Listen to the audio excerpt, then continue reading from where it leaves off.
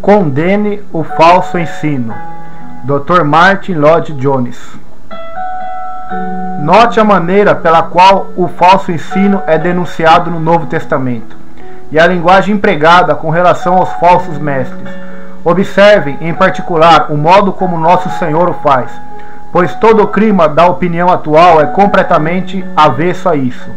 Acho divertido notar, nas resenhas de livros, que um ponto quase sempre salientado é se o escritor foi inteiramente positivo ou não. Nunca devemos ser negativos, nunca devemos criticar outros conceitos. Isso é considerado como subcristão. O que importa é o espírito, portanto jamais devemos criticar e muito menos denunciar qualquer coisa. Os conceitos totalmente divergentes devem ser considerados com percepções valiosas que apontam na direção da verdade. O fato é que, naturalmente, em nosso errôneo entendimento do Novo Testamento e de seu ensino, estamos exaltando uma espécie de gentileza e polidez que não há como encontrar ali, nem mesmo no Senhor Jesus Cristo. Vejam, por exemplo, o que ele diz em Mateus, capítulo 7, verso 15 a 27. Diz ele que há falsos mestres que ele só pode comparar com lobos vestidos de ovelhas. Não se pode imaginar castigo mais severo. Ele se refere a homens que negam a verdade, mas dão a impressão de que a pregam. Ele nos põe de sobreaviso contra eles. São falsos profetas, falsos mestres, pessoas que alegam que lhe pertence e que dizem: Senhor, Senhor, não temos feito isto, isso e aquilo em teu nome? Ele responde que eles são mentirosos e que no grande dia do juízo ele lhes dirá: nunca vos conheci, jamais lhe pertenceram. Não se pode imaginar ensino mais forte que esse. Ou vejam o que ele ensina em Mateus 24, versículo 24 ao 26. Ali ele emite uma advertência muito importante para os seus seguidores e para todos os cristãos através dos séculos, porque surgirão falsos cristos e falsos profetas, e farão tão grandes sinais e prodígios que, se possível fora, enganariam até os escolhidos. Eis que eu vos tenho predito. Portanto, se vos disserem: eis que ele está no deserto, não saiais; eis que ele está no interior da casa, não acrediteis. Aqui ele nos adverte dos mestres falsos e enganosos. Mais uma vez, a linguagem é muito forte. Em Efésios 4, vemos a mesma coisa. Aí está este grande apóstolo, cheio do espírito de amor, e lembremo-nos, falando a verdade em amor. Mas, como vimos, a linguagem que ele emprega é: que não sejamos mais meninos inconstantes, levados em roda por todo o vento de doutrina, pelo engano dos homens que com astúcia nos enganam fraudulosamente. Isto é falar a verdade em amor. Inclui denunciar esses falsos mestres na igreja e mostrar claramente que espécie de gente eles são e que espécie de coisas eles fazem. Ele os descreve como animais predatórios que ficam à espera para enganar. Falar a verdade em amor inclui uma clara exposição do erro e de tudo que possa ser nocivo aos bebês em Cristo. O apóstolo utiliza linguagem ainda mais forte em seu discurso de despedida dos presbíteros da igreja de Éfeso. Olhai, pois, por vós e por todo o rebanho sobre que o Espírito vos constituiu bispos para apacentardes a igreja de Deus, que ele resgatou com seu próprio sangue.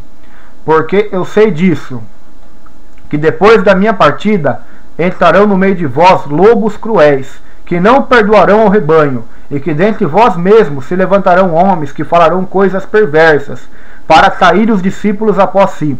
Portanto, vigiai, lembrando-vos de que durante 3 anos não cessei noite e dia de admoestar com lágrimas a cada um de vós. Atos capítulo 20, verso 28 ao 31. Essa é a linguagem: lobos, lobos cruéis. Em 2 Coríntios 11, do verso 13 ao 15, ele o chama de falsos apóstolos, parecidos com o diabo, que se transfigura em anjo de luz. Em Gálatas 1,8 ele diz: mas ainda que nós mesmos, ou um anjo do céu, vos anuncie outro evangelho, seja anátema, isto é, seja amaldiçoado. Tudo isso vem sob o título Falando a Verdade em Amor. Por que essa linguagem é abominada hoje e é considerada como subcristã? Porque desapareceu a ideia da verdade como algo que se pode definir, e estamos substituindo por uma febril e sentimental ideia de unidade e comunhão. Em Filipenses 3, versículo 18 ao 19, o apóstolo escreve: porque muitos há, dos quais muitas vezes vos disse, e agora também digo chorando, que são inimigos da cruz de Cristo, cujo fim é a perdição, cujo Deus é o ventre, e cuja glória é para a confusão deles, que só pensam nas coisas terrenas. Essas pessoas estavam na igreja e se apresentavam como mestres da verdade do Evangelho. Mas o apóstolo não hesita em denunciá-los como inimigos da cruz de Cristo. Por quê? Porque estavam negando dessa doutrina essencial em algum ponto. Devemos falar a verdade em amor acerca dessas pessoas para que os meninos na fé sejam protegidos da sua nefanda influência.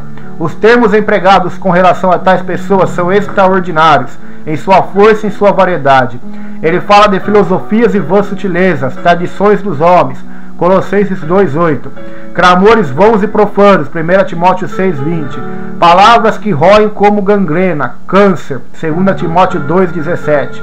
O apóstolo Pedro fala em termos igualmente fortes de fontes sem água, 2 Pedro 2:17. São os que parecem ter algo, porém na realidade não tem nada.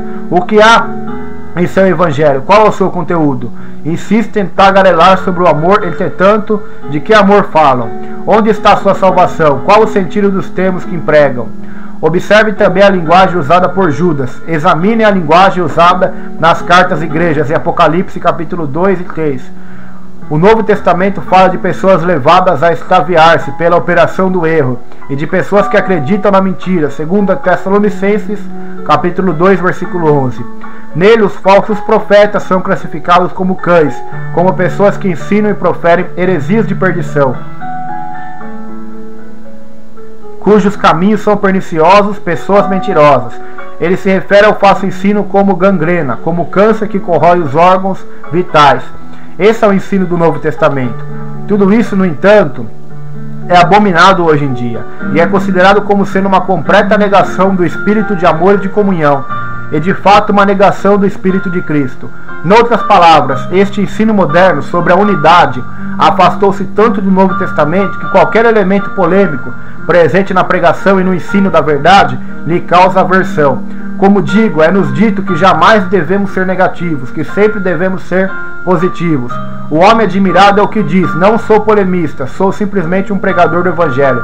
Alguns evangelistas e outros crentes conservadores são elogiados por aqueles que são muito liberais em sua teologia, porque não atacam o liberalismo e o modernismo. É isso que é o objetivo da admiração. É o elemento polêmico que é tido como uma negação do espírito cristão. Nunca devemos criticar, sempre devemos ser bondosos e afáveis. Concordo que sempre devemos ser bondosos e afáveis, que sempre devemos falar a verdade em amor. Contudo, sempre devemos falar a verdade em amor. Devemos, como o faz o Novo Testamento, batalhar pela fé. Devemos expor o erro e denunciá-lo, em vez de só querer agradar os homens. O Novo Testamento está repleto desse ensino, como já provei. Foi isso que se fez no tempo da Reforma. É isso que se faz sempre nos tempos de avivamento e renovação, porque em tais ocasiões há um retorno ao Novo Testamento. O erro é desmascarado, exposto e denunciado. Isso foi feito igualmente no tempo dos puritanos. Nesses dias em que a gentileza e a atitude amiga e a comunhão são elevadas à posição suprema, às custas da verdade, lembremos que a exortação dirigida aos mestres e aos crentes neotestamentários não foi que eles deveriam estar prontos a concordar com qualquer coisa por amor da unidade e da comunhão. A exortação dirigida a eles em 1 Coríntios 16, versículo 3 ao 14 é: vigiai, estai firme na fé, portai-vos varonilmente e fortalecei-vos. Todas as nossas coisas sejam feitas com caridade ou amor. Devemos ser varonis, devemos ser fortes, devemos permanecer firmes na fé que temos. Devemos saber que temos um alicerce debaixo dos nossos pés e devemos saber o que ele é. Não devemos cavalgar nuvens, não devemos ficar no ar. Devemos estar firmes num fundamento sólido, reconhecível, definível. Somos exortados a batalhar energicamente pela fé. Judas, versículo 3. Em 2 João se nos diz que não devemos receber em casa nem saudar a um falso mestre, e que fazer é ter parte nas suas más obras. Versículo 10 e 11. Em 2 Tessalonicenses, capítulo 2, versículo 15, o apóstolo utiliza estas palavras: então, irmãos, estai firmes e retende as tradições que vos foram ensinadas, seja por palavra, seja por epístola nossa. Tradições ensinadas verbalmente por escrito, algo definível, algo concreto, algo claro, algo que é inconfundível. Isto foi escrito a pessoas como os Tessalonicenses, a cristãos novos na fé. E por essa fé temos que batalhar energicamente, com todas as nossas forças, com todo o nosso poder. Em Tito, no 3º capítulo, versículo 10 a 11, o apóstolo resume tudo de novo numa declaração por demais importante. Ao homem herege, depois de uma e outra admoestação, evita-o, sabendo que esse tal está pervertido e peca, estando já em si mesmo condenado. Não devemos ser gentis e amistosos com ele. Se ele persistir em ser um herege, depois da primeira e da segunda admoestação, devemos rejeitá-lo. Ele é um perigo para a igreja e nós temos que excluí-lo. Esse é o claro e explícito ensinamento do Novo Testamento, em toda parte. Naturalmente, tudo isso é inteiramente inevitável, em vista da natureza da verdade concernente à salvação e da natureza da unidade que impera na igreja. Contudo, isto está muito longe do atual ensino popular, que não somente tolera a doutrina de homens que negam o claro ensino do Novo Testamento concernente à pessoa e obra de nosso Senhor, mas até os exalta e os elogia como cristãos notáveis, dignos da emulação dos crentes novos. Uma palavra de Martin Lloyd-Jones: condene o falso ensino.